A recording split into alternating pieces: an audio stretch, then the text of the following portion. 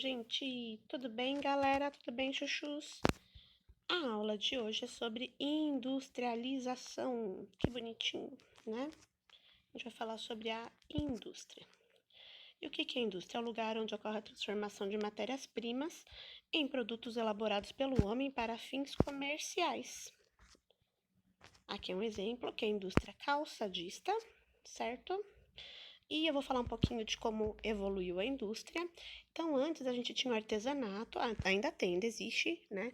Que a gente faz produtos de forma manual, né? Então, individual e manualmente, igual o tiozinho aí fazendo a cadeira de vime. Aí evoluiu para manufatura. Na manufatura, a gente também tem técnicas manuais com uso de ferramenta, mais gente trabalhando e tem um local de trabalho.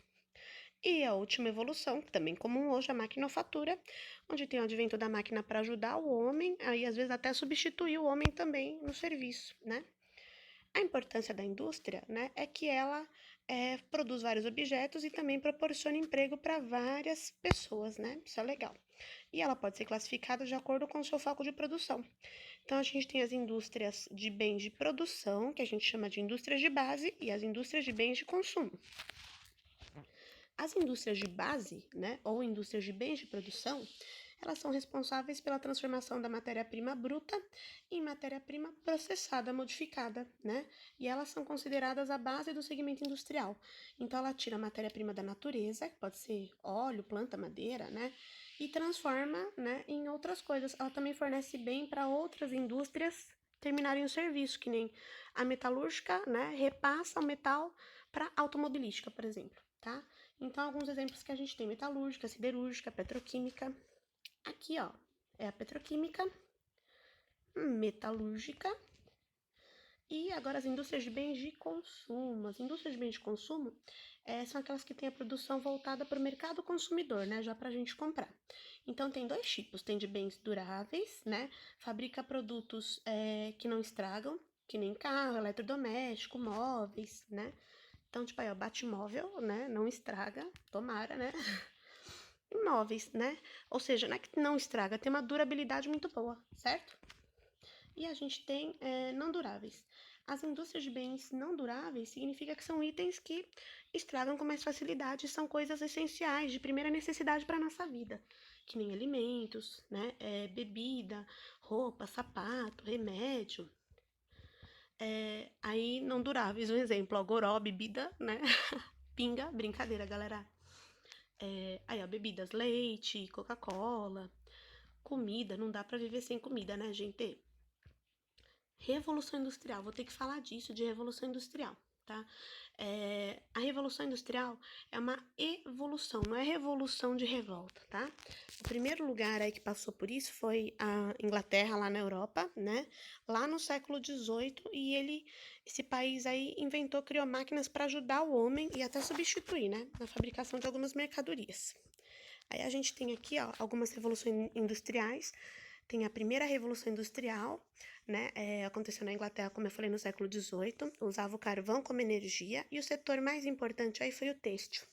Na segunda revolução industrial, ela aconteceu no final do século XIX. Estados Unidos, França, Japão e Alemanha. A energia usada era petróleo e hidrelétrica, uma energia muito usada ainda. E, né, os setores aí, petroquímica, automobilística. A terceira revolução industrial aconteceu, né, em meados do século XX. Começou nos Estados Unidos e Japão. A energia, que até hoje é muito usada lá, que é a nuclear. E, né, os setores, foi aeroespacial, robótica, transportes. A gente tá passando por uma quarta revolução industrial em alguns países também, mas eu não vou abordar isso agora, ok? Então, aqui, ó, primeira revolução industrial, indústria têxtil. Segunda revolução industrial, né, eletricidade, linha de montagem. Terceira revolução industrial, né, é a maquinofatura, né, a automatização das máquinas, né, robótica também. E aqui no Brasil, né, esse processo aconteceu muito tempo depois, por causa da dependência econômica que a gente herdou do nosso passado, lá que a gente era um Brasil colônia, né?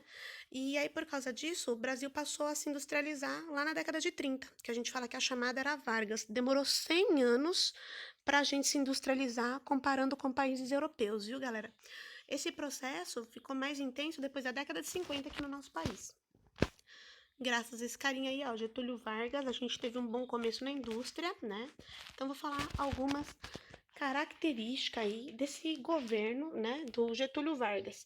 Então, ele teve a melhoria dos transportes, né, da malha ferroviária, rodoviária, vamos assim dizer, que ajudava a distribuir os produtos feitos.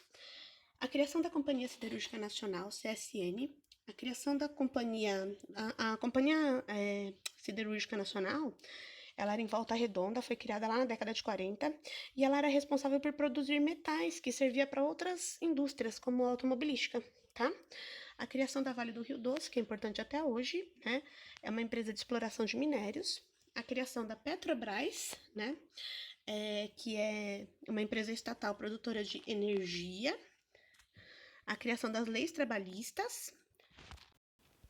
E é importante a gente lembrar que nesse período aí, né, a maior parte das indústrias, ela se encontrava ali no eixo Rio-São Paulo, tá?